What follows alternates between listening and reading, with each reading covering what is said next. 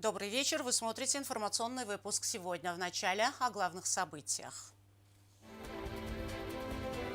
Обсуждены вопросы безопасности, статистика нарушений госграницы и темы гуманитарного характера. В селе Эргнет прошла очередная встреча в рамках МПРИ.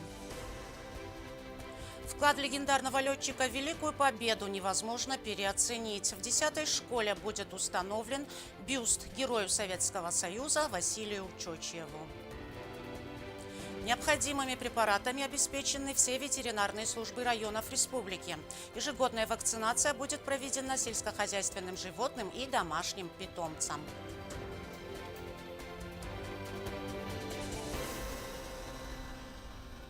Президент Алан Гаглоев провел встречу с председателем Комитета государственной безопасности Юрием Кади, в ходе которой он поручил провести тщательную и объективную проверку по информации о незаконной вырубке леса в селе Зар. Глава государства потребовал в рамках проверки установить все обстоятельства произошедшего и дать им правовую оценку. Президент подчеркнул, что проверка должна быть проведена оперативно и всесторонне, с тем, чтобы пресечь незаконные действия и привлечь к ответственности виновных, кто бы они ни были. По итогам проверки президенту будут доложены результаты. Подходы и риторика грузинского руководства в отношении Южной Осетии за последние годы не изменились, отметил глава внешнеполитического ведомства Южной Осетии Ахсар Джиоев, комментируя заявление ряда грузинских политиков. Вчера грузинскими СМИ были распространены комментарии председателя парламента Грузии Шалвы Папуашвили и мэра Тбилиси Кахи Каладзе относительно вопроса упразднения так называемой Временной администрации Южной Осетии. Подробности далее. 17 ноября грузинскими СМИ были распространены комментарии политических деятелей Грузии относительно упразднения так называемой Временной администрации Южной Осетии. В частности, глава грузинского парламента Папуашвили в своем заявлении выразил отрицательную оценку альтернативным выборам, проведенным в 2006 году на подконтрольных Тбилиси в те годы территориях Южной Осетии, заявив, что грузинская власть тем самым предала государственные интересы Грузии. Как мы знаем, в ноябре 2006 года бывшим президентом Грузии Саакашвили было принято решение о формировании этой нелегитимной единицы, структуры, и оно тогда базировалось в селе Никурта.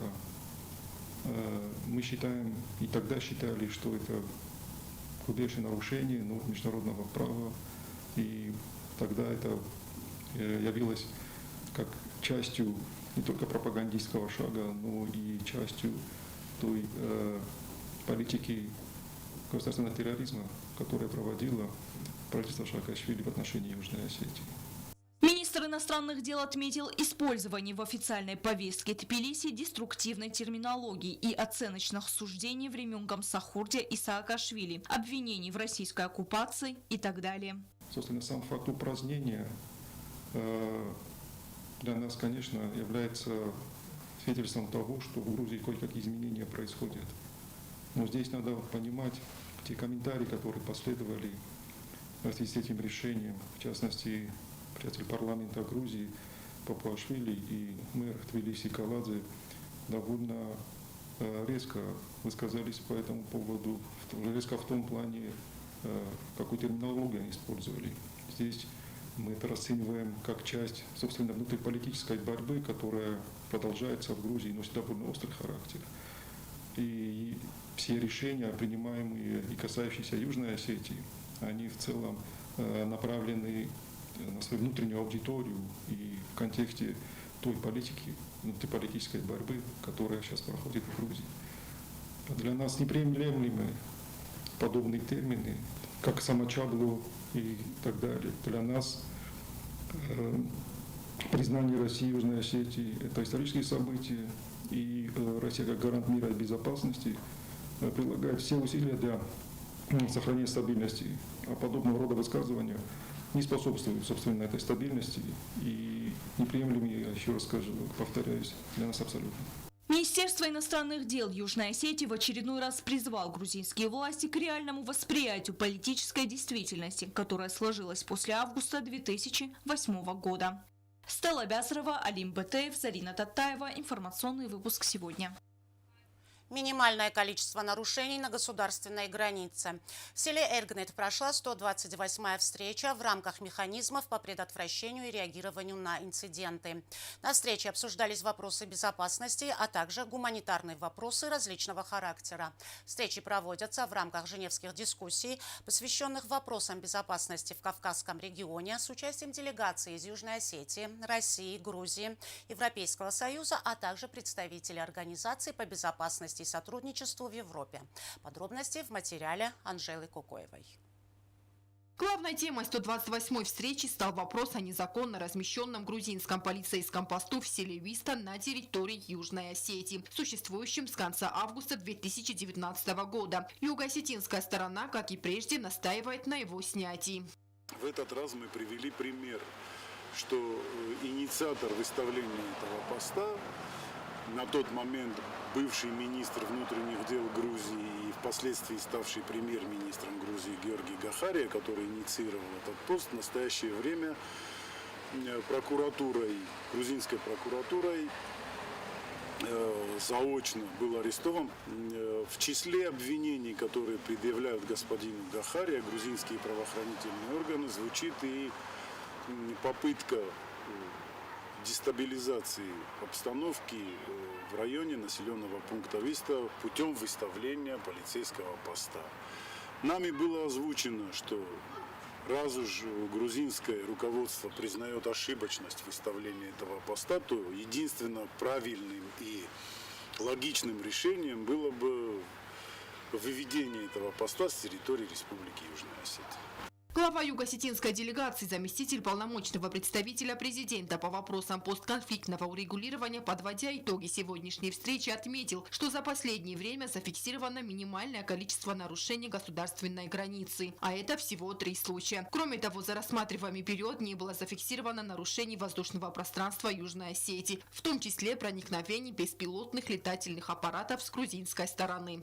Надеюсь, что вот этот вот положительный момент, связанный с ситуацией, которая продолжает оставаться стабильной, спокойной, этот период будет продолжен. По словам Кочева, нарушений со стороны грузинских полицейских также не было зафиксировано. Не было нарушений провокационных со стороны грузинских граждан.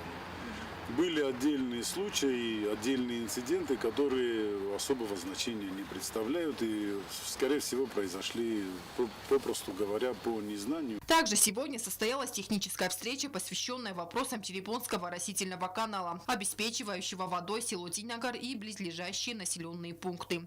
В течение поливочного сезона было выявлено несколько проблем, в том числе и на грузинской территории. Юго-осетинская сторона озвучивает проблемы грузинской стороне, указывает им на проблемные места в русле канала, по всей трассе прохождения канала, которые надо было бы устранить.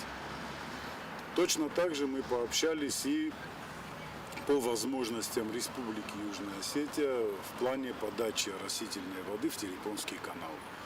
Естественно, озвучивается проблема и та, которая звучит как экологическая проблема, точнее проблема изменения климата. Не столько экологическая, как проблема изменения климата. Воды больше не становится.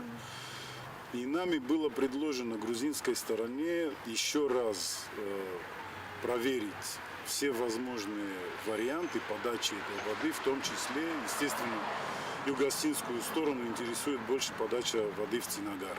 Следующая встреча в формате МПРИ запланирована на декабрь и станет заключительной в текущем году. Анжела Кукоева, Альдина Чихоева, Зарей Марсоева. Информационный выпуск сегодня. Управление ветеринарии и животноводства Министерства сельского хозяйства приступило к работе по профилактике бешенства у диких животных.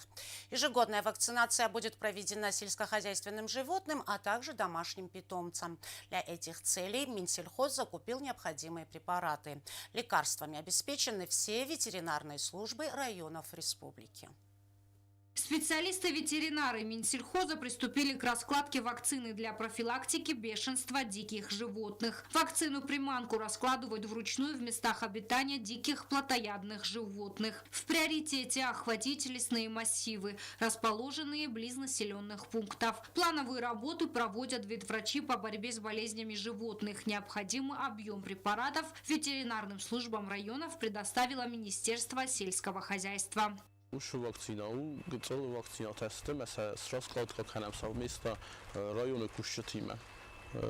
Biz qavun xajadı kuşçatime ma lesxozu kuşçatime, to jest egirtime. İte xəmə egirtə xızda zonç fəndəkdə mesela mesta udunime. Sarazama xamira priyatı mesela oparx kanam.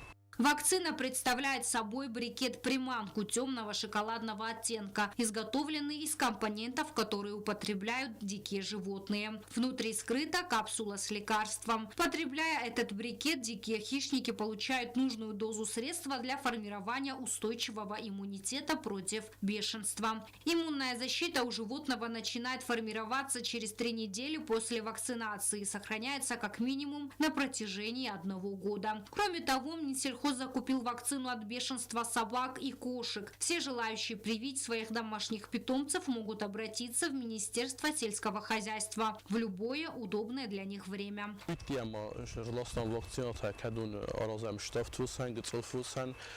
ممانمیس کوی تم مگدتن کدیس کیفند گورت یا کوی تن یا گدتن سرازم واکسیناسیا بعد باشد ویدی راستوش باتم مثل وجی زرجست کت قوش موزن تقوا رازن ما وجیت سراجست سرگدتن مثل کوی تن این قوچی شرم کدی کوی تن گدتن را قومس رازوی معودون تا участвуютам бошатили района ветеринарной службы там. Помимо препаратов для борьбы с бешенством, Министерство сельского хозяйства закупило ряд препаратов уже для иммунизации сельскохозяйственных животных. Вакцины направлены на борьбу с различными заболеваниями у домашнего скота. Работы по проведению прививочных работ выполняют высококвалифицированные специалисты районных ветеринарных служб. Они обладают необходимыми навыками и опытом для грамотного и безопасного проведения вакцинации. Кроме того, специалисты ведут мониторинг заболеваний сельхозживотных.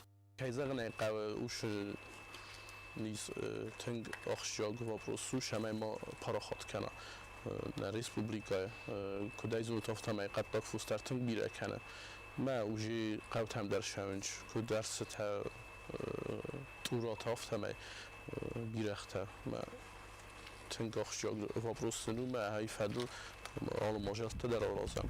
По словам специалистов, их работа направлена на поддержание здорового состояния поголовья. А что еще важнее, вовремя принятые профилактические действия обеспечивают безопасность продукции для потребителей. Ветврачи призывают фермеров ответственно подойти к вакцинации и оказать содействие. Агунда Губозова, Регина Черткоева, Рауль Кочев. Информационный выпуск сегодня. Вклад легендарного летчика в Великую Победу невозможно переоценить. В 10-й школе будет установлен бюст герою Советского Союза Василию Чочиеву, чье имя носит общеобразовательное учреждение. На сегодняшний день проводится подготовка постамента. Отметим, что строительство ведется в рамках российского проекта «Победили вместе». Стелла Бязрова продолжит тему. В рамках российского проекта «Победили вместе» в школах республики продолжается реконструкция и строительство памятников Великой Отечественной войны. Активными темпами по установке памятника ведутся работы и в 10-й средней школе. Уже скоро здесь будет установлен бюст герою Советского Союза, легендарному летчику Василию Чочиеву, имя которого носит учебное заведение. В настоящее время идет подготовка постамента. Он будет выполнен из керамогранита в коричневом цвете. Особое внимание уделяется качеству строительных материалов. Работы начались в октябре месяце. Наша школа носит имя легендарного летчика Чочиева Василия Семеновича. И нам давно хотелось, чтобы во дворе школы был установлен ему памятник. И, наконец, такая возможность появилась. Бетонные работы уже завершены. Проводится облицовка постамента и основания памятника плиткой. Бюст тоже готов почти до 90%. И остаются еще земляные работы. Здесь будет уложена брусчатка. Сам бюст будет изготовлен из бронзы. Василий Чочев – яркий пример мужества и героизма. Его имя вписано в историю. Вклад легендарного летчика в Великой Отечественной войне невозможно переоценить. Установка памятника герою во дворе образовательного учреждения будет способствовать патриотическому воспитанию подрастающего поколения. Проект очень хороший, это благое дело. Спасибо президенту Путину и всем причастным к этому делу. Учащиеся школы знают о подвиге легендарного летчика, о его борьбе с фашизмом, поэтому считают, что памятник герою станет символом мужества. Маношчебах памятник Орозенч, Василий Чочеван, у Ирон Хаттахад Мау, герой СССР. Уже хашта. Он вернулся домой с победой. Наш памятник Тынджабах Шамасан на Махстой Маназун, двой Мана история Мохдарзунам. Школа Хасса Чочита Василинум. Мохтен Ксар Барзундистам на школа карта Охам памятник Кайфазенджи Мохандаруй. Завершение работы торжественное открытие памятника планируют в ближайшее время. Это значимое событие не только для школы, но и для всей республики. Стелла Бязарова, Азамат Кудзеев, Зарина Татаева. Информационный выпуск сегодня. На базе Республиканской детской библиотеки состоялась встреча участников клуба артековцев Южной Осетии. Организаторы мероприятия знакомили присутствующих с соглашением о сотрудничестве между Республиканской национальной библиотекой имени Нахарсиса и Международным детским центром «Артек». Документ был подписан ранее и призван расширить взаимодействие. Артековцы делились впечатлениями о пребывании в центре. В рамках подписанного соглашения будут реализованы проекты в области образования и организации досуга школьников, отметила в ходе круглого стола председатель клуба артековцев Лариса Джуева. Особое внимание будет уделено образовательным программам. Стороны могут стремиться оказывать максимальное содействие, помощь друг другу в выполнении принятых по соглашению обязательств. При содействии Русского дома в городе Цхинвал во главе с Сергеем Михайловичем Комиссаровым мы приняли делегацию из МТЦ «Артек». Они приехали со своей программой. В эту программу входило проведение различных мероприятий, мастер-классов. Сотрудник Русского дома в Цхинвале Алла Мандражи подробно рассказала о том, каким образом можно получить путевку в Артек. В советское время платных путевок не было. На отдых в Артек отбирались отличники учебы, а также активисты школ. Каких платных путевок в советское время не было. Сейчас ситуация немножко другая. Сейчас можно и с помощью своих личных достижений получить путевку, и на платной основе. Что касается ребят, иностранцев и соотечественников, проживающих за рубежом, для вас существуют различные международные конкурсы. Эти конкурсы организует как сам Артек, так и как соорганизатор со своими партнерами. И также есть партнерские организации у Артека, их более 90 организаций, которые занимаются конкретно разными направлениями, которые интересны детям. Руководитель представительства Россотрудничества в Республике Южная Осетия Сергей Комиссаров отметил, что в текущем году Южная Осетия рекордное количество своих делегатов отправила в Международный детский центр «Артек». Комиссаров выступил и с инициативой организовать телемост с артековцами разных стран. Вы же знаете, что клуб, который мы создали, и вы являетесь членами, он создан для продвижения тех хороших идей Артека, которые вы там почерпнули. Верю, что каждый из вас уже в своих школах, в своих классах рассказал о своих сменах в Артеке. Может быть, нашел тех, кого это сильно заинтересовало. А 11-классники даже, наверное, смогут помогать ребятам помладше в прохождении вот этих испытаний, как уже наставники, как прошедшие один раз этот путь. Школьники из образовательных учреждений республики ежегодно становятся гостями детского центра «Артек». В ходе встречи они делились своими яркими впечатлениями. Друзьями наблюдали за каналом Русского дома и в нем узнали про конкурс «Люди Артека», который, увы, больше не проводится. Мы были последней сменой, которые побывали в этом конкурсе. И первый раз так я попал в Артек. После мне удалось поехать на соревнования по баскетболу. Это были Всемирные игры юных соотечественников. Безусловно, это благодаря Русскому дому. Артек – это положительные эмоции, незабываемые впечатления на всю жизнь, отмечали участники клуба. Алена Утаева, Рауль Кочев, Зарема Арсоева. Информационный выпуск сегодня. А сейчас узнаем, какая погода нас ожидает.